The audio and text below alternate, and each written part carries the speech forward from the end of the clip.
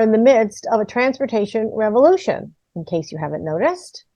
Between the expansion of electric vehicles, from passenger cars to buses, the development of autonomous vehicles, to the federal funding to reinvent as we repair our country's infrastructure, we're building the proverbial plane while we're flying it these days, folks.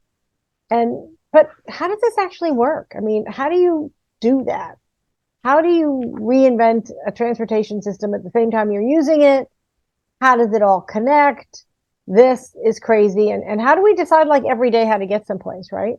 So today we're going to find out from a woman leading the way to do just that at one of the states at the forefront of this reinvention, maybe the one state at the forefront of this reinvention in more ways than one. So buckle up and grab some way to take notes, however you like to do that.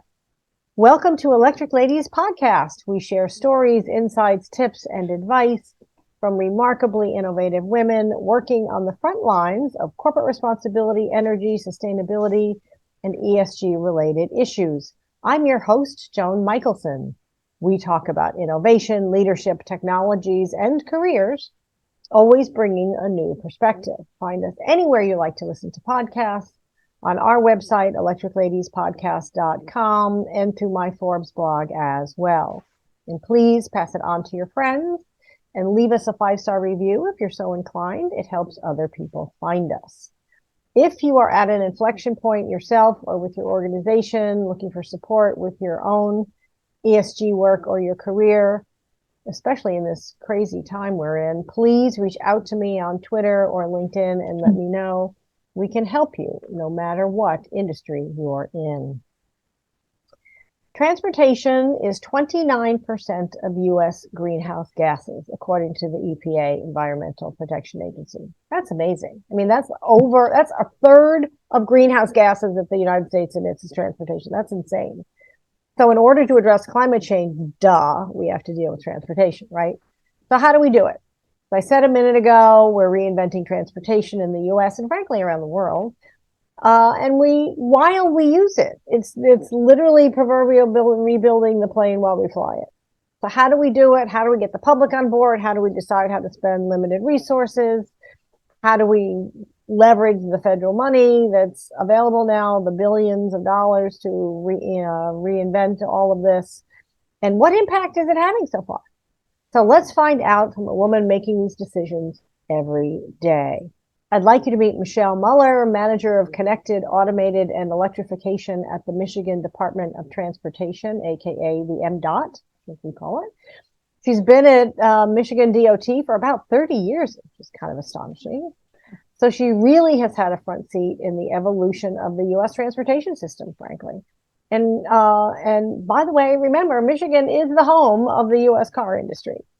She earned her degree in civil engineering at Michigan Technological University, so she brings an engineer's mind and perspective to this work.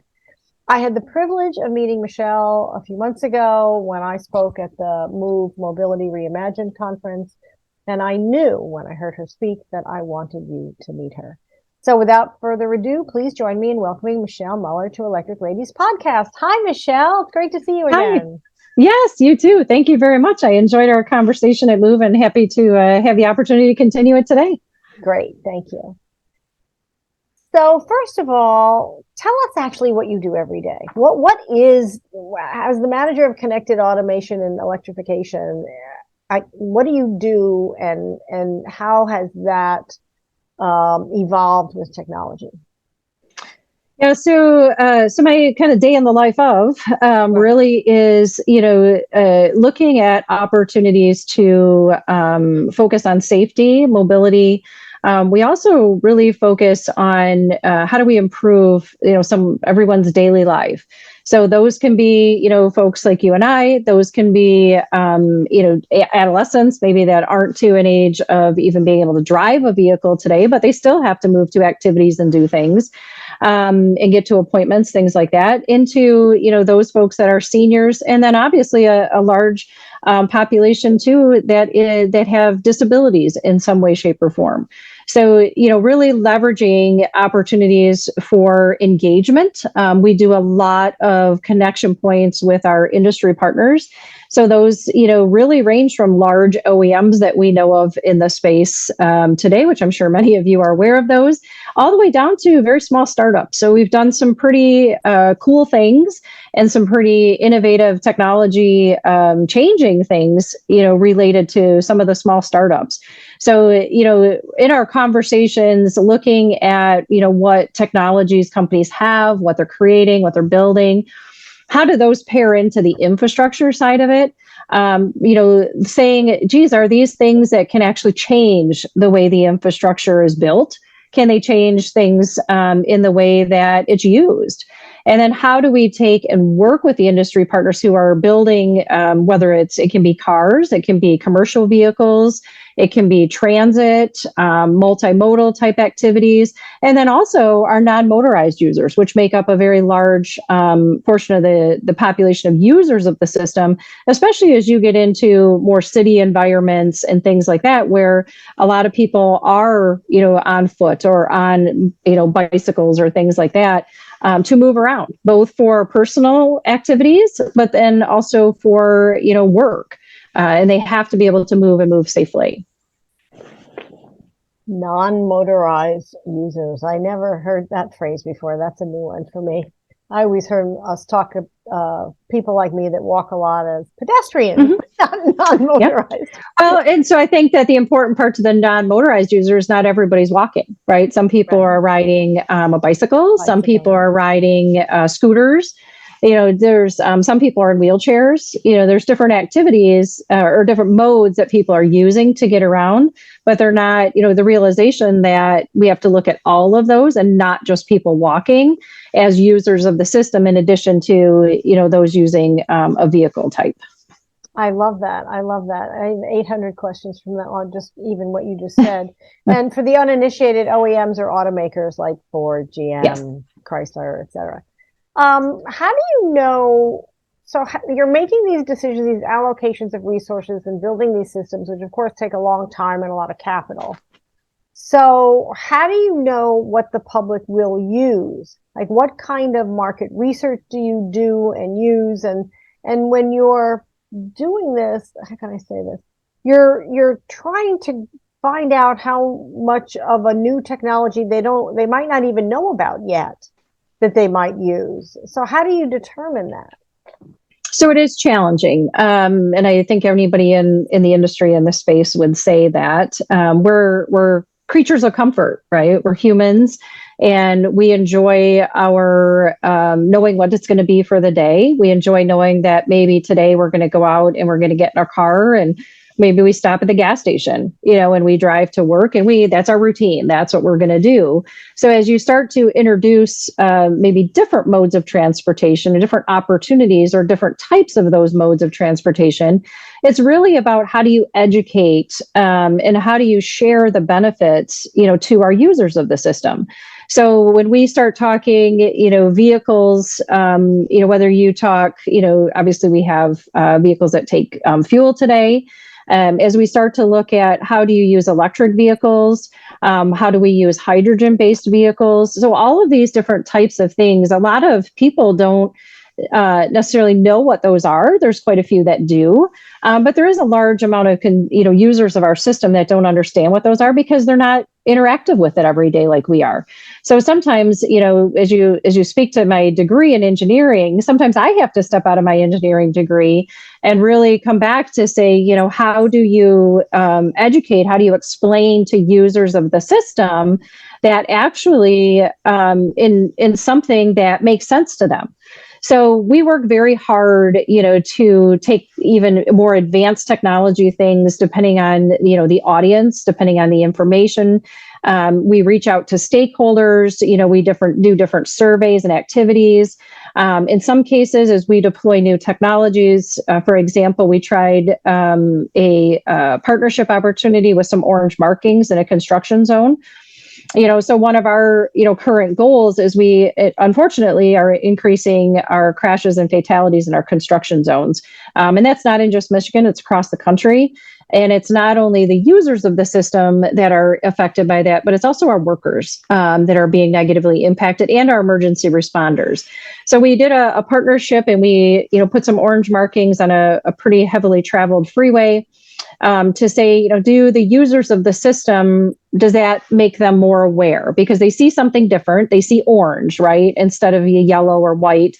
And what implication does that have on their decision making? Do they slow down? Do they pay more attention to the speed limits? More awareness to workers present? Those types of things. So we implemented that. We had some press releases to let the public know, right? You're going to see something different because that's out of their comfort zone. That's not normal to them. So to not bring, to bring awareness to that. And then what we did is we followed that with a social media outreach and the opportunity for the public to give us feedback. So what did you think of that? How did that stand out at night? Did it change your decision process? So all of these things that we look at to understand the impacts, right? And to also understand what could be the potential benefits from a future deployment of this. So that's one example of many where we take opportunities to get the feedback, right? We want to know, but then we also take the opportunities at different community events, different larger scale things such as, maybe like the auto show, those different activities where we have not only industry folks for some of it, but then we also have our citizens that use our network. So, those are opportunities for us to do that education to, at the auto show, we had coils so people could see how are we electrifying these cars from underneath the pavement surface. So we had actual coils, we had actually a box that gets mounted, on the vehicle, and people could touch and feel that. We also took that to a community engagement meeting for one of our projects, and people were very excited to see it, right, and get their hands on it to say, this is what it really is. And that was very well received. Lots of questions. Actually helped us create what we call a question and answer document, a frequently used document that we can post publicly to address some of the more common questions that we get. And then some of that are just questions based on unfamiliarity. So, as we go through every day and we do these projects and our partnerships, one of the tasks is always, how do we share the information? How do we educate? And how do we get feedback to really understand, is this going to make a difference, or does it have the potential to make a difference? So, we do look at the fact that sometimes, the pilots that we do and things may not be a large enough scale, right, to get a quantifiable assessment of it. But we can usually get a pretty good indication, what that would look like moving forward. And if it's something that's promising, and really does it focus on the safety and mobility goals of Michigan? We strive, our standing motto within my team is, we want everybody to get home safe, right? If I honestly will tell you from my perspective, if I end my career knowing I saved one life, it's a career win, 30 years of a career win for one life. And that's a standing goal of mine. Whether I ever know if I saved a life or not, I don't know.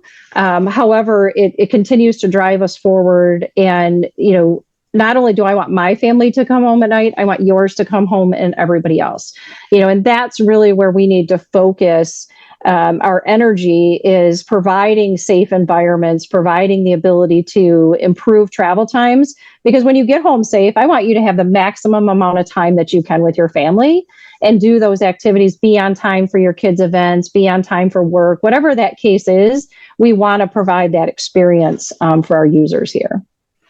I would bet that you've saved a lot more than one life, Ms. Michele.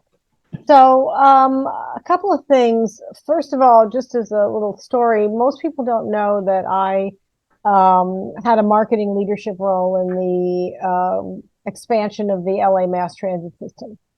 And one of the things that I did that your story reminds me of is I took, and of course it's car culture, right? These people have been stapled to their cars forever.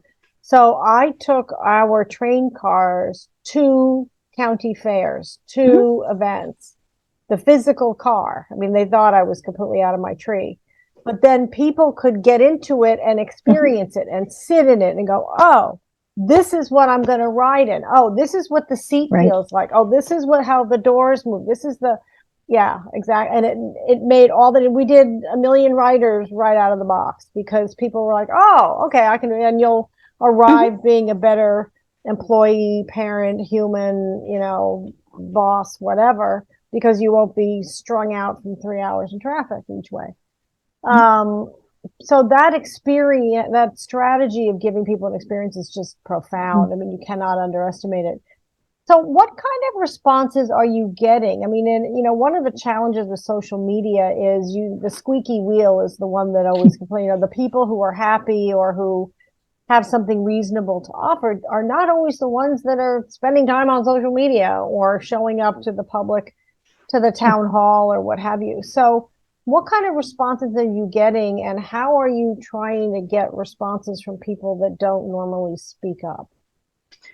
Yeah, so it's difficult. I'll be honest with you. In trying to find, not only difficult to find forums to engage with, people in all different facets of life and location and things. People in more rural areas may not have as much access, in underserved areas, to be honest, may not have access to some of these kind of technology solutions to get feedback. So, we work a lot with our local communities. For example, like the city of Detroit, we are doing the inductive charging project, and that is located. So we've spent a lot of time with the city.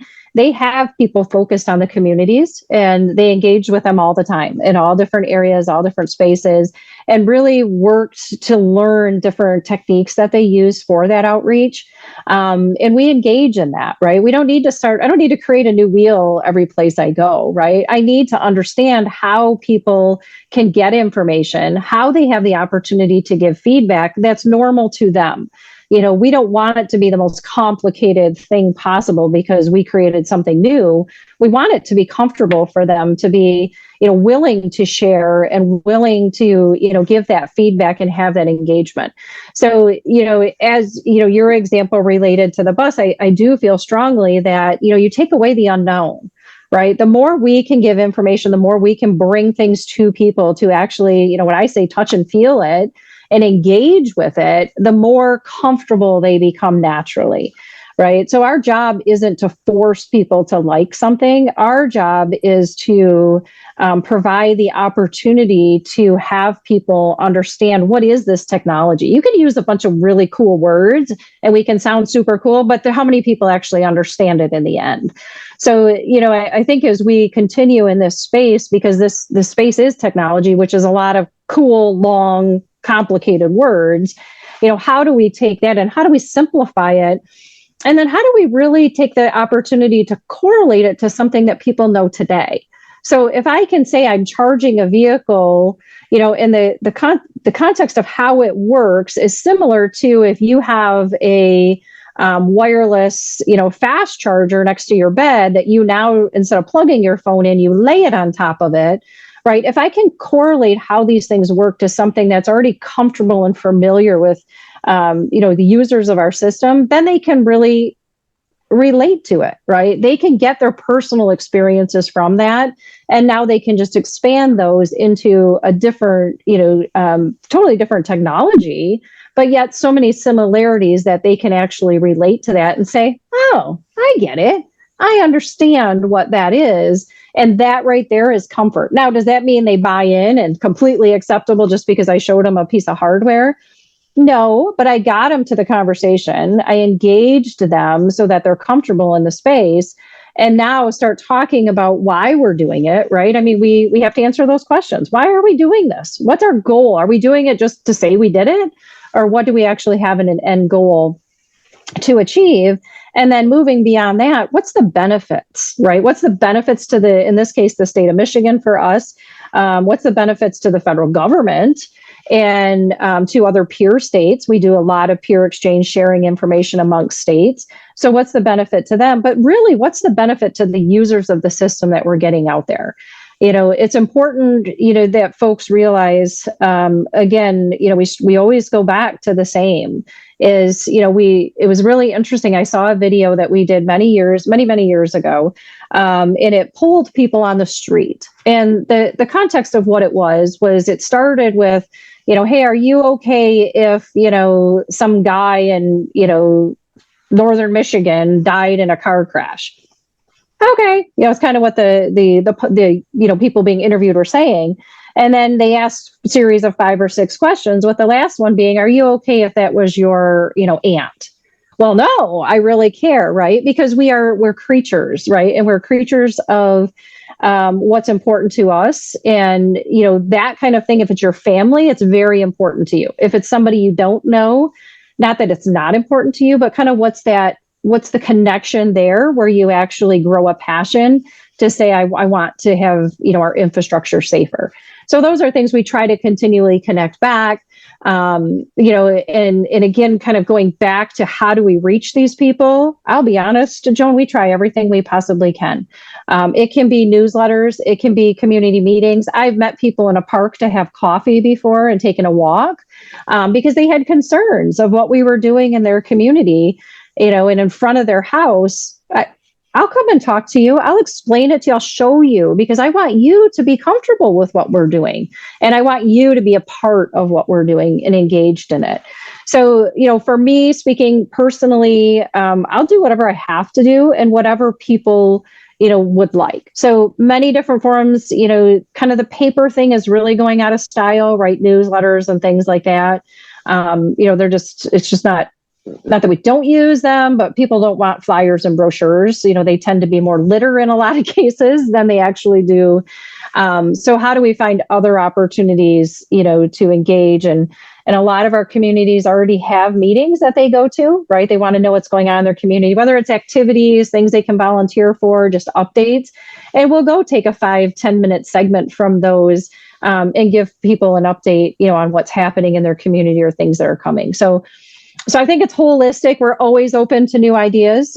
Some communities, have better success in some ways than others do, and vice versa. So it's really leveraging those connection points with our other agencies that have that day-to-day contact to understand and say, hey, this works best. Then let's do that. We can do all these other things, but let's make sure we're focusing on the way that people want to receive the information. And what's working. Yeah, you go where they are. Absolutely. Mm-hmm. Yeah, no, I totally get that. So you are in the heart of the car industry, obviously. And by the way, I worked for Chrysler, so I get it.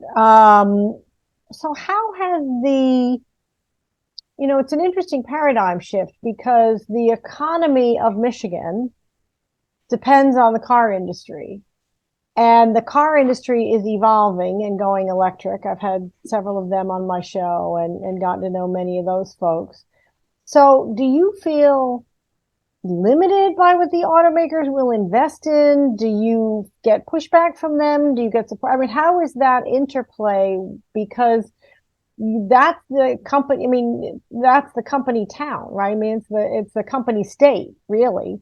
And it's in every aspect of the industry. It's not even just the OEMs, it's everything. Right. It is. I've gone through the technologies, as we had mentioned at the start. I did our intelligent transportation system, which was our signs and cameras, on the freeway to manage traffic. And then I moved into our connected space for vehicles in the infrastructure, and then autonomous, and of course now electrification. So I've seen the same thing happen every single time. I think the key piece to managing that is good communication, good partnerships. It's always the chicken and the egg, who's going to go first. And no matter who you talk to, someone either says the infrastructure needs to go first or the vehicles need to go first. So both scenarios exist, and people have different opinions on those. We do and work diligently to keep open communication and conversation. Part of this is to be doing pilots and deployments. We've done extensive pilots over the years, which really moved the needle in these technology spaces across the country. And we will continue to do that. But now we're moving to say, hey, there's no more PowerPoints, right? We just can't keep having this on the PowerPoints. What we need to do is we need to actually start implementing it, putting it to use, and showing the users the benefits they get out of it, and capturing and quantifying that. To say that, I mean, if you look at, for example, right, back in the day, we were talking about forward collision, right? We were talking about, lane keeping systems. We were talking about blind spot warnings. We were talking about all those. We saw PowerPoints galore on all of those. So then what happened is, we did pilots, we did testing with our partnerships and things like that. And now they come off the assembly line, right? I mean, you have level 2 cars that have been coming off the assembly line since 2020. So it's not, we don't have these things. People don't understand and realize, sometimes the technical words and, stuff, right, that all exist in all this language we use, but their vehicles are doing those connected things today, right? And I've had people tell me, boy, I was on my way to this meeting today, and my system worked and I didn't sideswipe somebody changing lanes because they were in my blind spot, right? My system activated and I got the little light on my mirror and things, and I didn't collide with somebody. That's a win, right? That's a win for all of us. So something that we've now kind of, somewhat become comfortable with for those that have, the cycle of vehicles is usually 13, 15 years. So some people haven't experienced those yet, but some people have.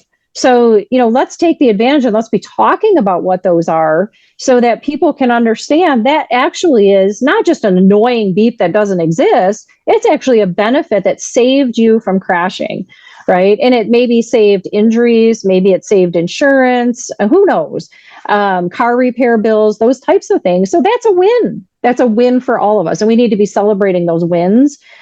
Same with forward collision. We can go through many of those, but again, those exist today.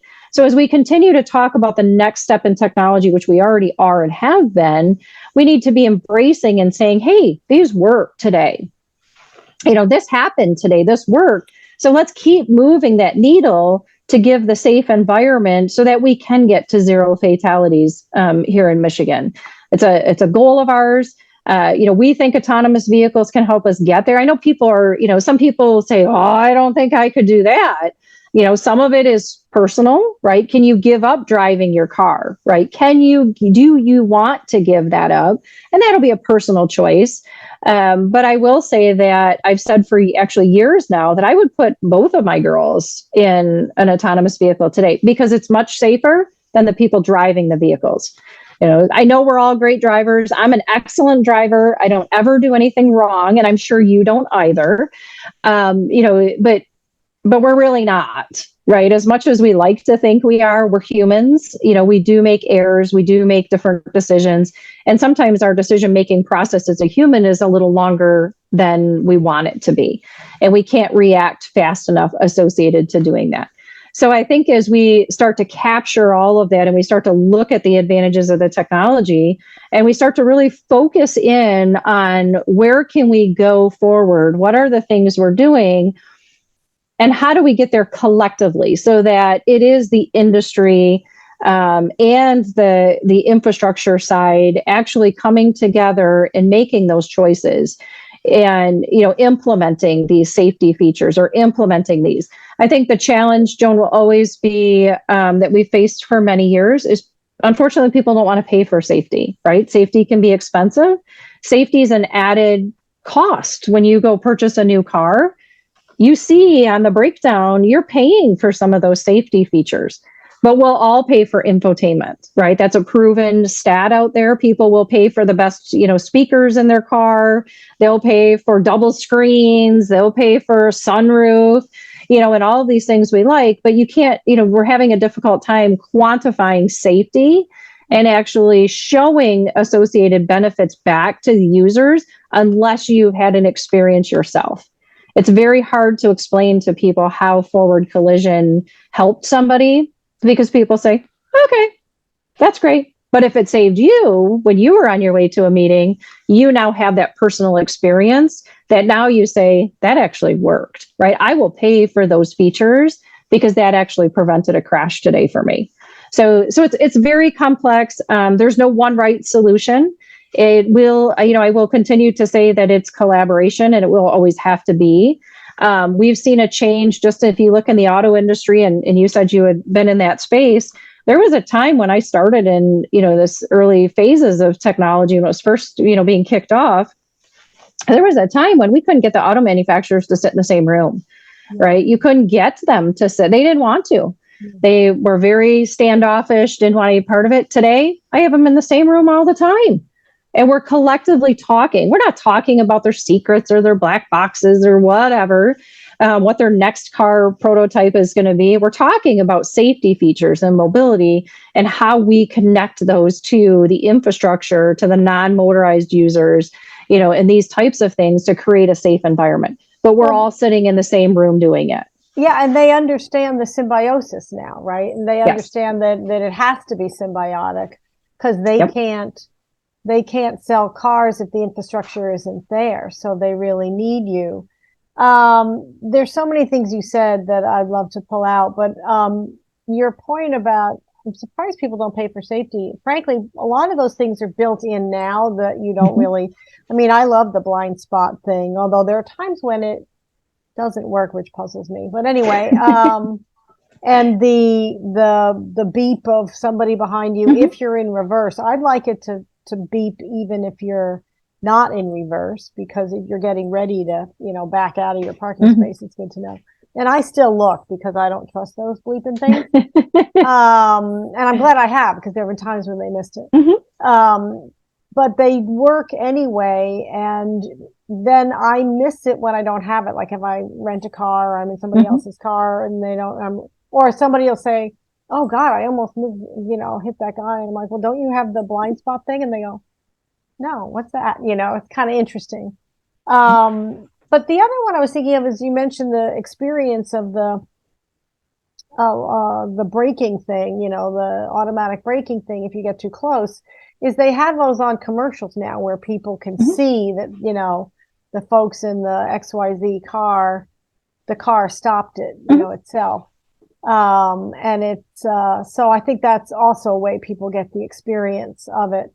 You've mentioned data several times today, and of course at your talk at Move. And it really seems to be the heart and soul of your portfolio and how you make decisions. So what data do you collect, roughly speaking? How do you maintain the privacy, the anonymity, while also being able to get granular enough to be able to have it be usable for developing an infrastructure that serves the people who don't want to give you their data?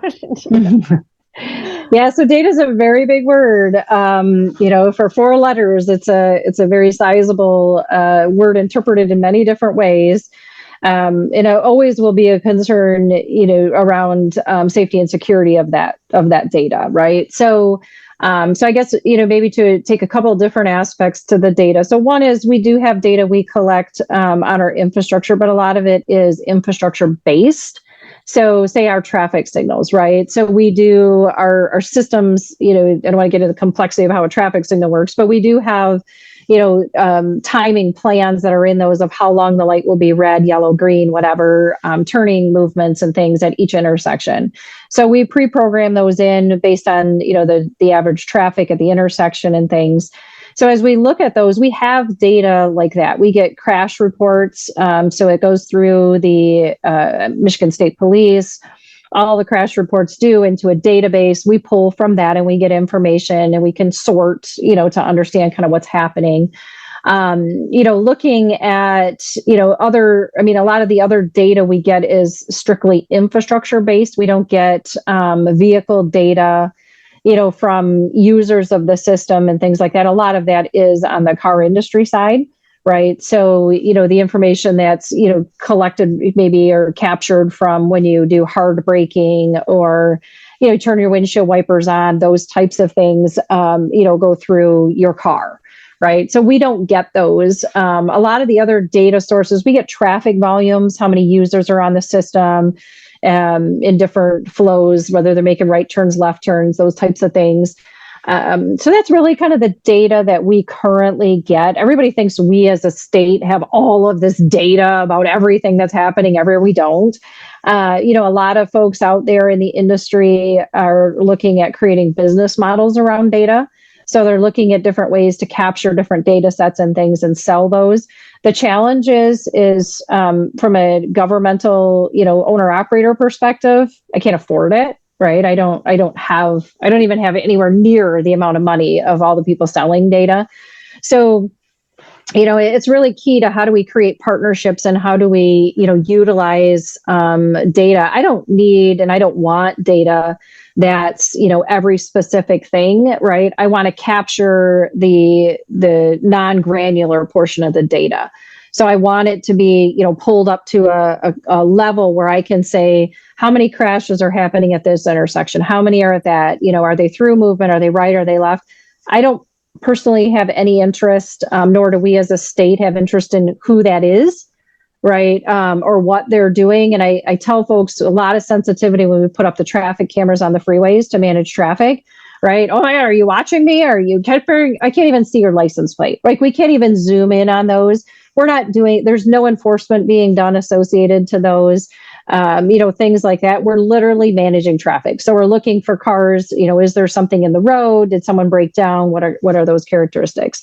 So as we look and we work with partnerships to understand kind of what's that larger picture of what's happening on the infrastructure, that's where it gets important to us, right? If we can, we do projects that like we have a couple underway of looking at what we call near miss technology. So I don't have people to sit at the thousands and thousands of intersections we have every day. So how can we use technology to tell us what's happening? So if we see an intersection that's going, say higher in crashes, right? Why is that happening? So we can go out, we, put counters out, we can put people out, and sit there, but it's only a capture. I mean, how long can I leave a person out there? Right. So I'm limited to the what I can capture to understand what's happening. However, if I can deploy technology that we're working on a partnership with that actually, looks and it's running video, but then it's taking software and doing analytics over that video to understand, did a car turn and almost miss another? Right. And was it a lot of hard braking or those types of things? Because that tells us as engineers the things to look for. Right? Is it pavement? Maybe we need to change the pavement markings. Maybe we need to improve the signing. Maybe there's an obstruction where somebody can't see. There's a no turn on red sign, right? So they're turning on red and conflicting with another movement when we don't want them turning on red. So things like that. We're not policing anything, right? We're not doing that. What we're doing is we're trying to get the understanding of what's happening. And we want to be proactive in our movements and not reactive. Crash reports are reactive response from us because we get them 6 months, 9 months, a year later. So that time's already passed before we're even looking at the information and have access to it to actually make changes at an intersection. So this type of technology that we're talking about can actually give us that insight, right? It can alert us to these things happening. So as we talk about data and we look at that, we look for opportunities where we can leverage data to make changes on our infrastructure for safety, and for mobility, and then work with our industry partners to say, hey, are you working on something that you can leverage associated with being able to utilize that technology, right, for the benefit of the users? Right, in real time, so it has a real difference. Although I will tell you that I've gotten caught by speed cameras in Virginia and Maryland a number of times. Thank you very much. They do exist, but very different cameras. There's somebody taking pictures of my license plate. I gotta tell you, yeah. They're very different cameras. So those are caught again. Yeah, absolutely. Those are legal in some areas, in some states, but those are. Typically the people are made aware that they're implemented out there. I can't speak for every state. I obviously am not in a position to do that. I can tell you that the cameras we have on our freeways and stuff are all for management of traffic. We are not using those for enforcement or anything. But yeah, I think there's both in many places. Yep. So at Move, you said the technology is going to get us to our net zero goals. What did you mean by that exactly? So feeding on, I think a lot of what I've, covered already today is, part of my job is to find solutions to challenges, right? So we do a lot of work talking to our internal business areas, all of them, to understand what are their challenges. We do a lot, for example, I was talking about our work zones. We have a team, right, that's focused on work zones. So we interact with them to understand what's the challenges in the work zones. Why are we seeing what we're seeing? And then we try to, in some cases, we have partners who come to us. In some cases, we go and seek a partnership to solve that challenge, right? And so to demonstrate. Just to direct you, how does that apply, though, specifically to net zero goals? So what we're trying to do is to prevent crashes, right? Crashes get us to our zero fatalities here in Michigan. So if we can reduce the crashes and prevent them, to be honest, our goal is to be at zero. But every bit we can continue to reduce with these solutions, the better for all of us using the system. And then as we start to look at different things like environmental impacts, right? We look at that and we say, if you really forward think and you say, if we have autonomous vehicles, do we need a 12-foot lane? Right now we have 12-foot lanes. Cars aren't 12 feet wide. We have those because we need the shy distances for people to be able to maneuver the vehicle and stay within their lane. Other things such as, we put guardrail up around concrete structures and things because if somebody goes off the road, we want them to hit that guardrail and not that concrete, right? There's a big difference. If someone hits a sign, the signs are constructed so that they break away and actually go over your car as opposed to coming through your windshield. So as we look at, different things and you look at autonomous vehicles, if we have those, do we need all of that? Right? Do we have more green space now because we're not taking it up with having clear zones and wide lanes? And then can we also get more traffic on the same footprint because we don't need a 12-foot lane? Maybe we need an 8-foot lane, or a 9-foot lane or things like. So how can we, use the technology to the advantage of the infrastructure as we look forward to say, what things will we need? Right? If we have when autonomous, and it has to get to saturation, right? So we will have a blend of these vehicles, whether you talk connected, autonomous, electric, there's going to be a transitional blend, right, that will happen. So the infrastructure has to transitionally blend as well. But as we continue to look further down the line and projections of saturation, is there a point in time where our budget and our line items change to something that maybe looks different because we don't need these things? And maybe we can maximize. And in reality, maybe we get more green space and more environmentally friendly space, that our systems are traveling in our infrastructure wise that benefits, those goals as well. I love that. Yeah. And thank you for reminding me that net zero doesn't mean the same thing to everybody else that it means to me. It does not. Attitude adjustment. Yes. I think it's good to get called out without even being called out. Appreciate that. A couple quick things, then I want to get some career advice from you before I let you go. But the trifecta of funding that I mentioned in the very beginning is starting to roll out. The Inflation Reduction Act, the Infrastructure Act, the CHIPS Act. And I know that you probably can't talk about funding that Michigan is getting, but what I'm trying to get at is what impact do you think that funding is starting to have or will have on reinventing Michigan's transportation system? I mean, because it's incentives for more electric vehicles. And I loved what you said, do we need the roads the same shape if we have different cars and different ways of people getting around? If there's more mass transit, do we need the same number of roads?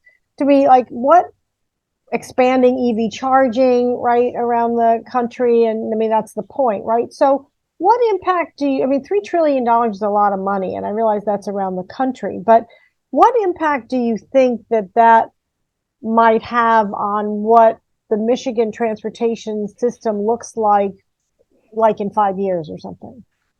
Yeah. And as you said, Joan, I can't talk too much in context of the financial aspects, associated to those. I will say as time continues, I think we'll see what, some of the gains are out of some of those. We're not necessarily that far into it to understand the, exact benefits associated. So, I want to make sure that, we're kind of level setting there, right, as well as we do the, considerations. But, I will say that as we look, specifically speaking in the spaces that I deal with, For example, the USDOT just released a $40 million grant opportunity, right? So what's the interest to that? I think what the interest to that is a real scale, not even scale, right? A real deployment that you will use, I will use. It doesn't have, everything doesn't have to be these super advanced bells and whistles of infrastructure or vehicles and things. It's really, how do we use the things that we've been working on and developing today to create this environment that you can operate your vehicle in, no matter what kind of vehicle that is. Non-motorized users can use and get the safety benefits out of those systems. So as we look at those funding opportunities to actually enable this and then create an environment that can be replicated, right? Take the lessons learned out of it, share that with other states. That's what we like to do. So our deployments that we've done to date, whether it's through grant opportunities, we do take advantage of those. Different funding sources, because we're limited, right? We don't use the same funding for these type of projects that we use to say, patch potholes, do bridge construction and things like that. They're totally separate sources. And so we leverage a lot of grant funding for these activities. So really, as you start to look at those opportunities and as those come forward, part of it is that we have to do things and we have to showcase, as I was mentioning before, what these benefits are, so people understand, and then people want to support those, right, and engage and interact with those. So we need these types of funding sources. They're not in our budgets. We budget 5 to 10 years out, for projects and things. So as things advance and technology moves very quickly, you can probably see that with your phone, with your computer and things. You feel like you just bought one and now you need to buy a new one. So this is no different. And I think as we see, those experiences, that's where I think we really start to say, how can we put the money, to the best use? So as we, take these opportunities, like I said, we're always seeking out grants. A lot of the partnerships we do here in Michigan with our industry partners, we don't pay them to do those. I'm very proud to say that we bring our partnership together and we continue. Some partners we've had for 10 years. And we continue to work on these technologies, and Michigan's known for that, right? People come, they're attracted here. They know we're here to do business. They know we're here to help them. So how do we leverage those opportunities, which we already have and shown we can do, to take advantage of these technologies and then institute them in this larger, deployment that just was released by the USDOT. So they may be able to help you ramp up what you've already got in the works. That's great. They can, but we can't ever lose sight. My advice to folks, and what I've learned, is don't lose sight of the operations and maintenance that goes with those systems, right? So you can't start something and then not have, a forward-thinking plan of how are you going to operate it and how are you going to maintain it? Because in some cases, that's more expensive than the actual, construction itself. Right, and a lot of people and investors like to fund the big new thing, the shiny coin, but they don't always like ops money, right? What's your biggest challenge? So my biggest challenge is what we've already talked about, right? Who's going to go first? In the case of the technologies that I'm dealing with every day is how do we continue to have conversation? How do we continue to find strategies to marriage those two? Because there's risk, right? And everybody's thinking about that. It doesn't matter who you are or where you're at. Everybody considers that and looks at that. And how do we take that risk and make it a positive, movement forward for all of us? And we can do that, and we're doing that today. So as we look to say, how do we bring safety and mobility? We all want the same goal. I can tell you, our industry partners and our government agencies, our goal in the end is all the same. So how do we collectively work, and how do we, bring these together in a shape where that actually moves forward, in parallel? And those are things that we work on every day, is to create that environment to move those. It's not going to be parallel one for one exact all the time, but it is give and take from both. And it's really working collectively. The industry can't do it themselves. The government can't do it themselves, and other infrastructure owner operators can't do it themselves. So we have to all collectively come together, and that's what we do here in Michigan, which we're very proud of. Yeah, it's got to be collaborative. So real quick, and then I'll get some advice from you. This is a bit 30,000 feet up, but fly with me for a second. You've in effect been driving innovation for 30 years. You're reinventing the way people get around. You are an engineer. What do you think you've learned about innovation, and maybe what can other states learn from your experiences? I understand from our kind of other conversation that you collaborate to a certain extent with other states, but what have you learned about innovating anything from this experience? Innovation is challenge, right? So I will say, that I think the biggest thing I've learned is you have to stay focused, right? You have to stay focused on your end goal. We have to stay focused on what we're trying to achieve, which is, again, to save lives and bring everybody home. So, if we continue to keep that end goal in mind and realize some days are better days than others, right? In our world, just like in yours. And, as we look at things and we come across challenges, you have to be in a position and willing to be flexible, right? You have to be able to realign. The other thing I will say is that you have to be willing to admit it didn't work, right? Or that something wasn't successful. Failure is okay. And I will continue to manage and, teach my staff that it's okay if it doesn't work, right? Our job, we're mitigating our risk. We're trying, this is all new. We're not building watches, those types of things. So as we do these things, we have to mitigate our risk. We have to be fiducially responsible, all of those things that we're doing. But we also have to be willing to say, hey, we got to regroup. I've had projects that we had to regroup and we had to regroup twice, but the third time, complete success, right? And people apologize and, say, gosh, I really didn't. That's why we're doing it. Technology will not move forward. If you think of your daily life and all of the things, right? Your phone, that didn't work the first time they did it, things like that. But nothing will ever move if we don't take these steps and if we don't take the willingness to put ourselves out there. And we will never get to these benefits, right? We'll never see that. So it really is, it's every day is new, which is why I love my job. I don't have one day that's similar to the next or the one before. What it really is how can we create this ecosystem and how can we create the environment and bring folks together to actually solve these challenges, right? We come across barriers. Okay, we can do that, right? We need to identify those and we need to mitigate, what those are. And there'll always be barriers and there'll always be challenges, but you have to be willing to keep in the game and keep in the task and keep the end goal relevant to what you're doing to overcome those. You may have to take a different path. It may not be what you visioned it to be.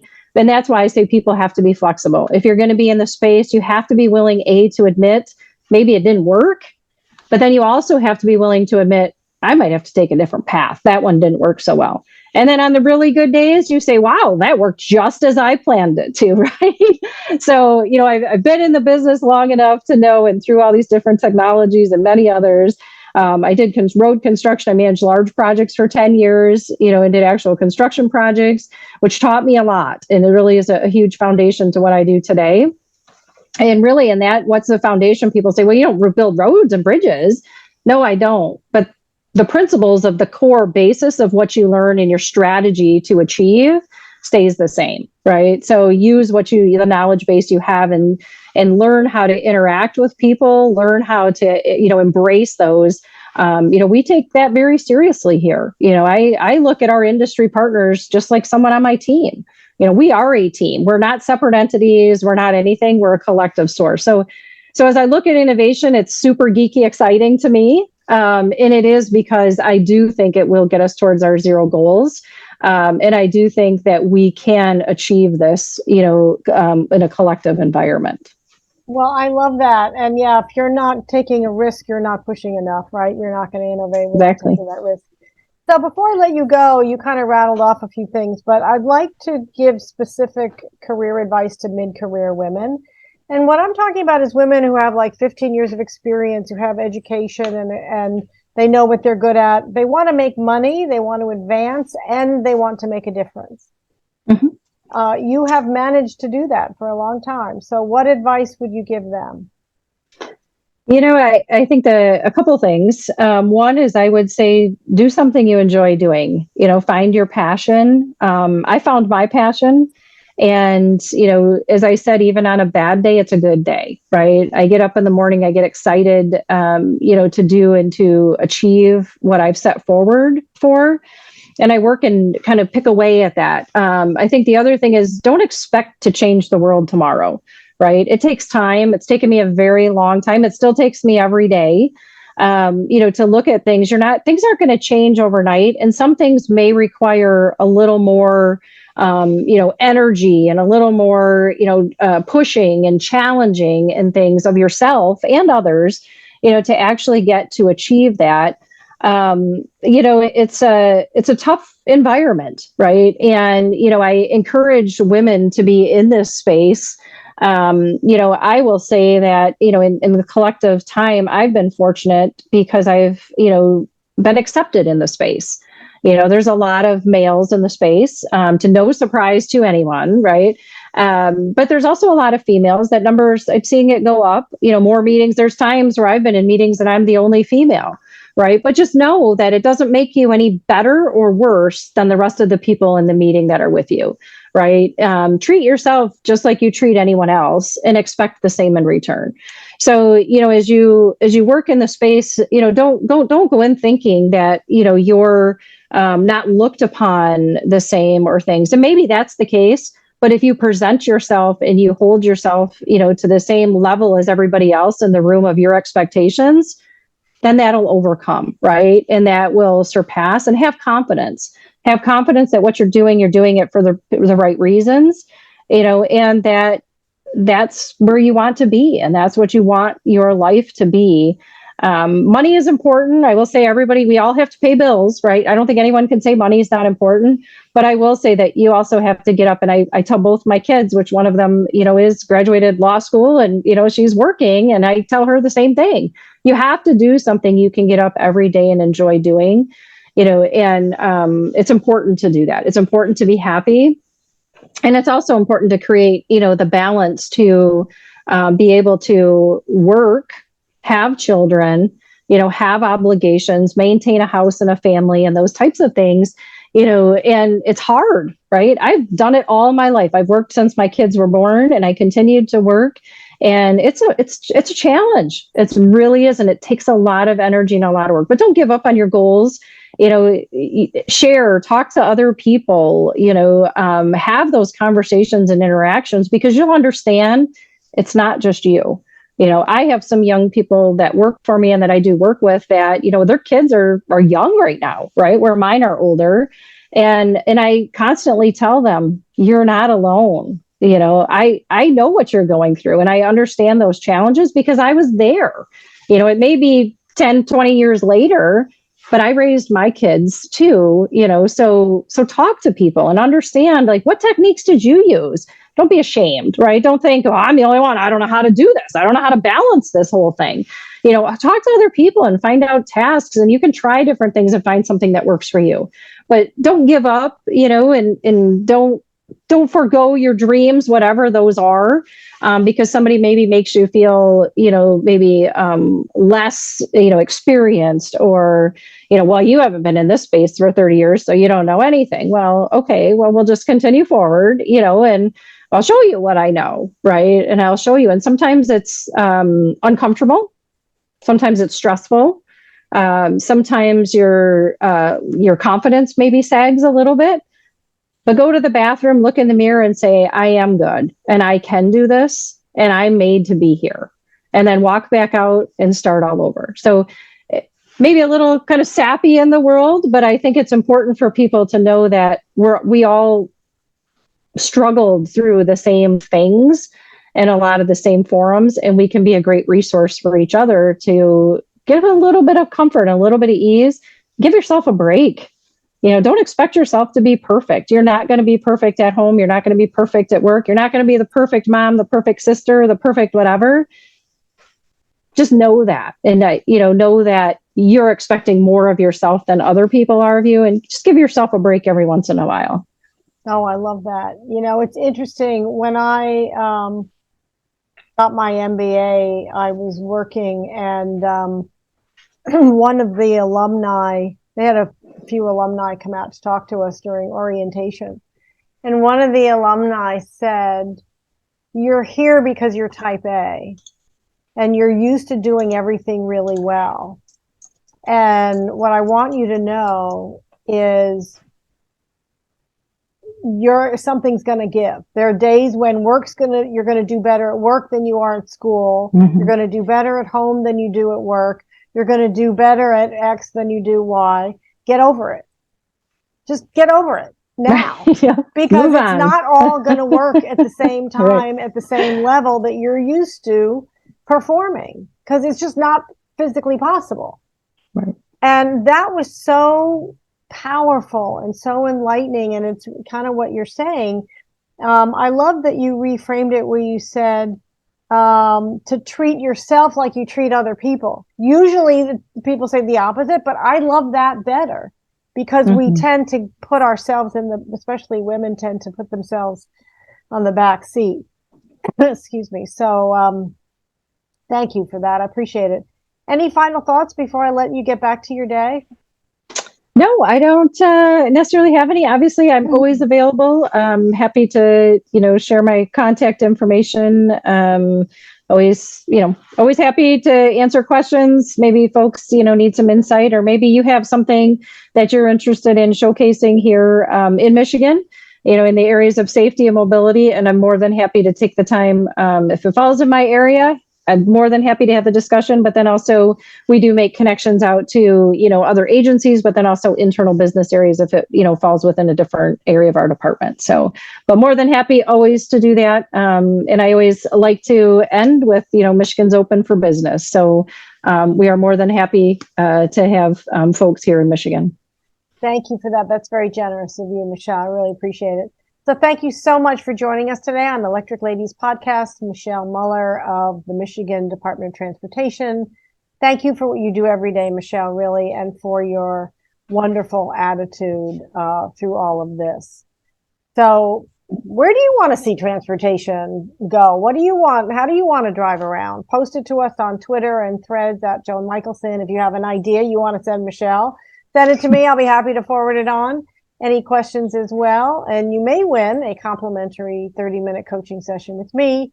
Please subscribe to our mailing list to stay abreast of our amazing guests like Michelle, articles, and career advice on electricladiespodcast.com. I'm Joan Michelson. Thank you for joining us. See you next time.